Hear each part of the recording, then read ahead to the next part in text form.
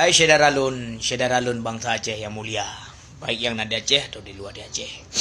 Nyo tengah megah masalah video yang direkam oleh manusia oleh keputujuan wallahu alam bisawab. Setiap kegiatan-kegiatan maksiat yang diperbuat sebenarnya ngan tak uploadnya yang tujuan kadang urung-urung penyo ngak malai pelaku.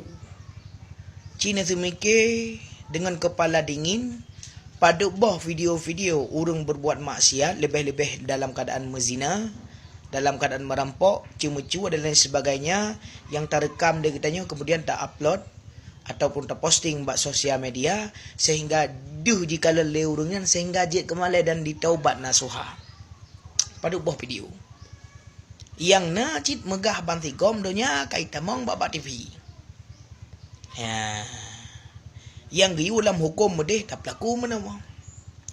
Paduk bro video-video lagi apa online di si Banda Aceh itu mengino itu mengide tak upload buat video. Awaknya but draw tidak memberi efek. Yang pertama malai ke draw tu jithe bantigom donya. Lebih-lebih dalam masjid. Ya, nyo kaitamong dalam YouTube ada urang pei. Demi viral semakin ramai orang kalah, semakin ramai orang subscribe. Subscribe ikut.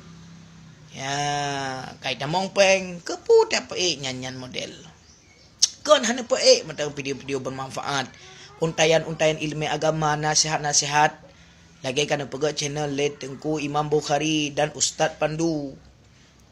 Nyo ni apa boh-boh ye tutut kena nana mampu mencapai. Ya, nyo reman begahaba juga nak tu kopiah. Panah ada. Sekian.